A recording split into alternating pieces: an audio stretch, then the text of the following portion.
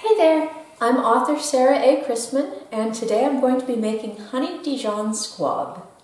If you've read my book, Where the Sea Turns a Corner, there's a scene where Sophie is trying to carve a squab on her plate and it winds up flying off her plate and landing in Timothy's lap. This is a way of cooking squab that is easier on the guests.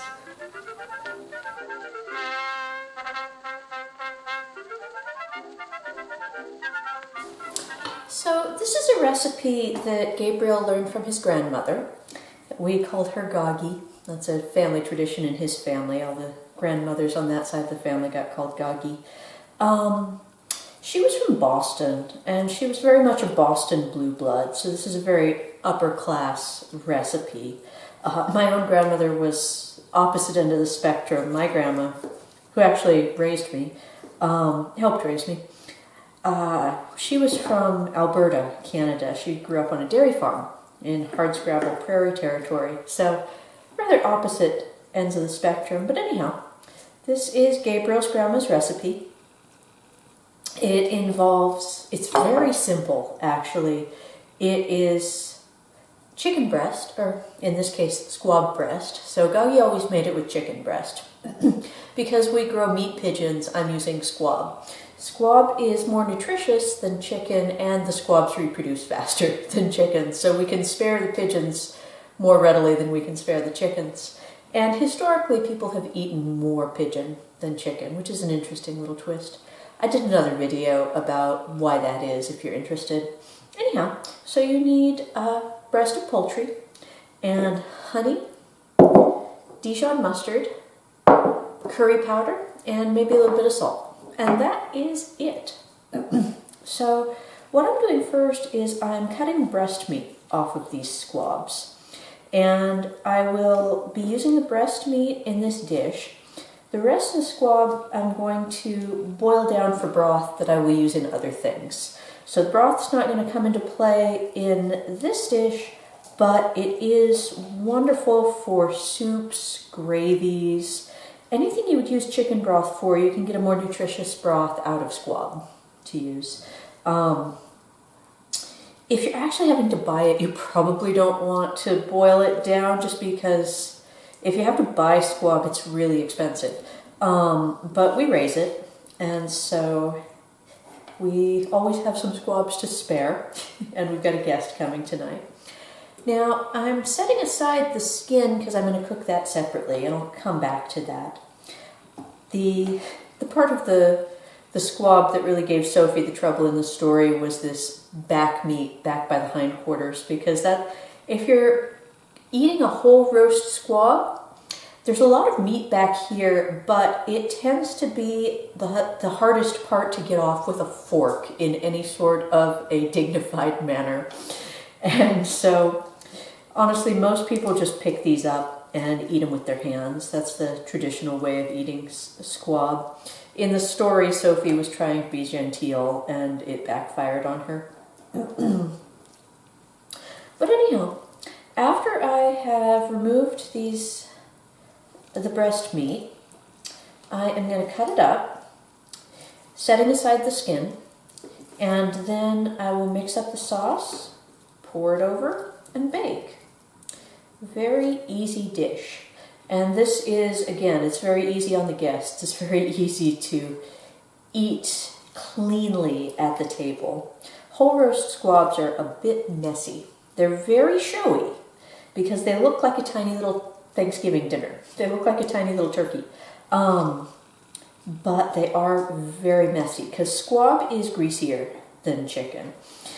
Interesting thing about squab, though, the fat is all mostly under the skin, just right under the skin. And you certainly don't have to limit yourself to just the breast meat. It's just that that's the easiest part to cut off. And so I'm cutting off the easier parts of the rest of the squab. I love the tail. That's going to go with the skin portion. Squab is all dark meat. Even unlike a chicken where the breast meat is white meat, squab is all dark meat. and it is full of vitamins and minerals for that reason. Dark meat is actually a lot more nutritious than white meat. What makes it dark is that that's where the blood has been flowing through mostly. More actively, rather. So, cut off what you can easily. Now, I have in the past taken the time and energy to scrape off every last bit of meat that I could from these, but really, if you boil them down, you can get all the nutrition, all the good nutrition out of it in your stock, and that's a perfectly viable way to use them because the stock is very nutritious. It is wonderful if you get a cold. Just like chicken soup is good for a cold, squab stock is wonderful for a cold. So it's very good for that. It's nice to have on hand for that reason. And so, yeah, I'm just going to boil down the rest of it. Actually, before I drop it into the pan, I'm going to break it up because breaking up the bones, in the first place, it makes it easier to cover it with water, which is important that it be fully covered. And it also helps get out the good nutrition from inside the bones. I mean, bone broth. I think we're all familiar with the benefits of that. There we go. There we go.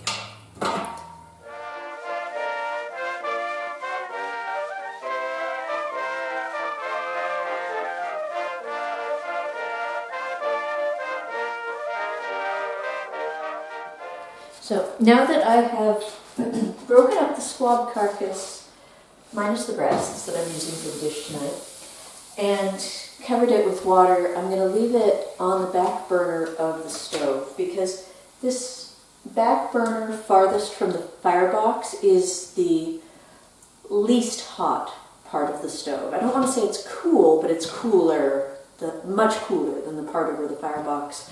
So this is just going to slowly heat away for the rest of the day. It's a cold winter day, so I'm going to have the stove going all day. So this is just going to slowly cook. And again, then I'm just going to set it aside, let it cool, set it aside, save it for other things. Okay, back to the dish I'm actually making for tonight.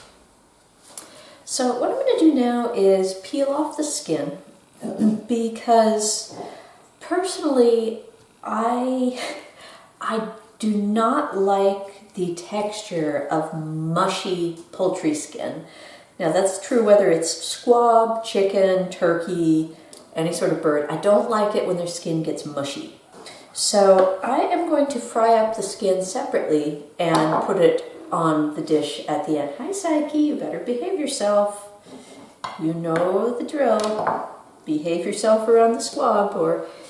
Okay, there you go. I know this is irresistible. Come on. This is not your squab. Come on. Okay, I think you have to go downstairs for a little while. Sorry. Don't feel too sorry for Artemis. Okay, you get to go downstairs too.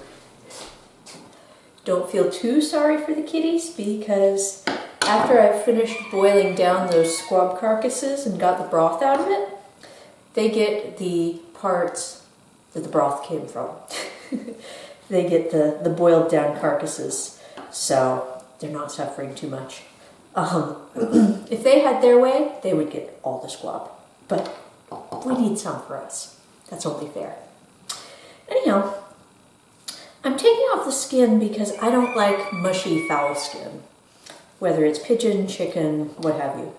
So I'm cutting it up into bite-sized pieces, and while the main dish bakes, I'm going to frizzle this up in a frying pan on top of the range, and then sprinkle it on top once it gets crispy. Sort of like people put crispy onions on top of casseroles, but this is a little level higher. So after I have taken the skin off of the squab breasts, I'm cutting up the meat into bite-sized pieces. That's going to go into the pan that's going in the oven. And the skin's going to be cut up again into bite-sized pieces and getting set aside to frizzle on the stovetop. Gagi always made this with skinless chicken breast, so she didn't have to worry about skinning it. But as you saw, it's really not difficult. And I think that those crispy bits on top really add something. I like the flavor. They definitely add nutrition too, because the fat of especially homegrown poultry and especially homegrown squab has a lot of really good fat-soluble vitamins in it. So now that I've got the fowl chopped up, comes the really, really easy part. So the sauce is just roughly equal parts honey and Dijon mustard with a little bit of curry powder to taste and some salt if you want some. That's it. Now, roughly equal parts honey and Dijon mustard. Some people will like it sweeter, some people like it a little sharper, and that's just a matter of personal taste. The good news is that because honey and mustard are both perfectly fine to eat raw off the shelf, you can just taste it until you get the flavor you want. And if you want it a little sweeter, you add a little more honey.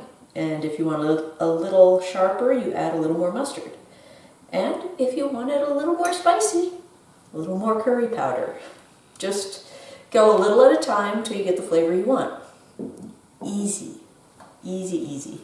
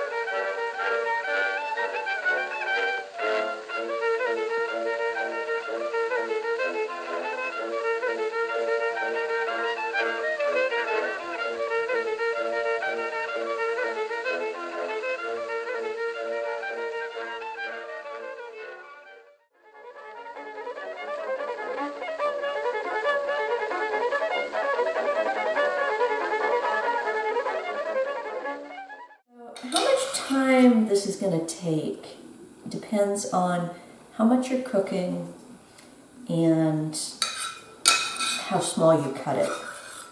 So I usually have the oven at about 350 and then cook it for about 40 minutes.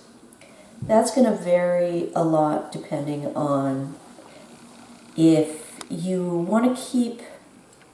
If you're making it with chicken breast and want to keep them whole so that they're nice and showy, you might wind up cooking it for as long as an hour. If you cut it up nice and small, or if you're only using a small amount of meat, it's not going to take as long. So just test the meat with a fork and sort of break it up to see if it's done yet. And the crispy skin goes on the top.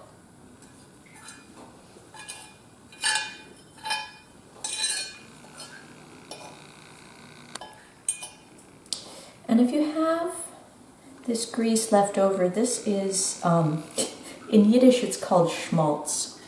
It's the poultry fat, which is really, really nutritious. A lot of Yiddish recipes use this. And so you can save that and use it in other dishes.